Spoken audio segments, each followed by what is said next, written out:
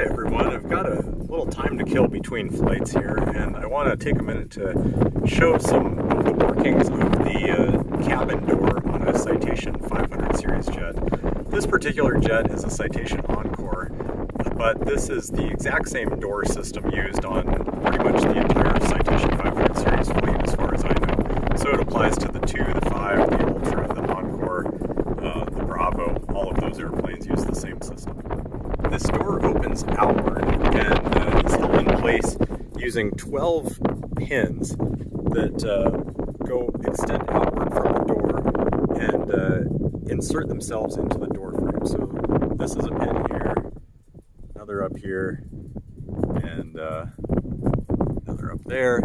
You got 4 on each side of the door, 2 up at the very top, 2 down here at the bottom, and they go into the receivers on the door frame right here. To extend the pins, we use this handle right here. We have to squeeze the red button on the top, twist it towards the locked position, like this, and then we stow the handle back up into the middle. That will extend all of the pins just like this.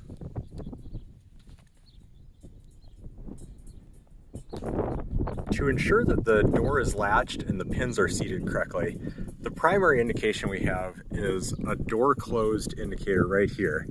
This door closed indicator needs to be aligned horizontally with each other. These 2 white bars need to be aligned horizontally with each other to ensure that the latch is in an over center position. That means that the pins are extended and locked in the outward position. We can also look up here at the indicators for the top and the bottom pins. See how there's a dark circle in a little viewport here, a little window? These circles appear when the pins are in the extended position. So I'll show you what these ports look like as the pins extend when we're latching the door.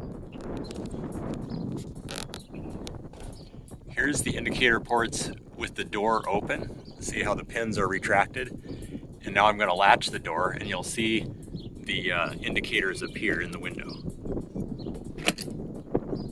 Just like this.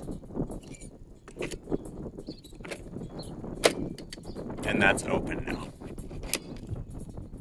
Now here's an illustration of the even more critical viewport down here that indicates that the pins are truly latched in the correct position. As we bring the door towards the locked position, we see the indicator bars come out and line up. Now remember, when the cabin is at max differential pressure, this door is supporting thousands of pounds of air pressure. It's under a tremendous load up at altitude, and it opens outward. So it's very critical that these pins are latched correctly. When they are latched correctly, they are rock solid. You can see these pins here. It doesn't matter how hard you push on them, they are not going to go anywhere. However, I want to show an illustration of if they're not latched correctly, what the indication is going to look like and what could happen. Let's say, for example, that a pilot is moving quickly and they lock the door after getting all the passengers seated, and then in the process of stowing the handle, they quickly move it back into the stowed position, but go just a little bit too far. And the alignment indicators now, you can see, are not aligned correctly. If we come out here to the pin, the pins look like they're seated correctly. If you were to just lean against this door, it would hold fine.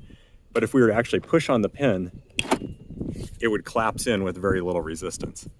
So at altitude, when the door is supporting thousands of pounds of pressure, it's entirely possible that that could collapse and have a door blow out. So that is why it's extremely critical to make sure that these alignment indicators are in the fully aligned position before flight. Now just a little more information about the door that is useful to know. There's an air port right here. This port here is where the 23 psi service air comes out of. So as long as you have at least one engine running producing service air, This will provide a low pressure bleed air from the engine that when the door is closed gets pumped into this little receptacle here, and that's what's used to inflate the door seal. So that's the connection that's made for inflating the door seal. Also, we have a cabin door annunciator light. That cabin door annunciator light is tied to a little plunger switch in the center of this lower forward receiver for the pin in the door frame. This plunger right here, if you can see me pressing on that and you can hear a little click, that plunger is what controls that annunciator light. So when that pin is inserted, when the door is latched closed, that is what extinguishes the annunciator light. The last point I'd like to make here is related to this hinge that holds the door to the airframe. This hinge, under most circumstances, is extremely solid. If I have this hinge out in the locked open position, where it's holding the door open on the ramp, it is very, very solid. It could withstand, I don't even know how much wind. You know, you could have jet blasts hitting it, you could have a high wind day. This latch will not collapse and allow the door to come in under really any circumstance once it's locked. However, in the process of opening the door, it's possible that if you have a tailwind when opening the door, as the door is swinging open, this point here on the top and the bottom is actually under quite a bit of stress as the door swings into the open position.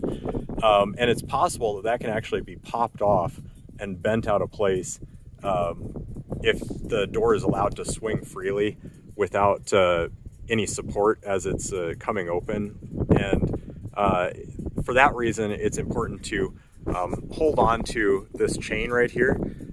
Make sure to hold on to the chain anytime you're opening the door, really in general, but particularly with a tailwind that might catch the door and really fling it open quickly.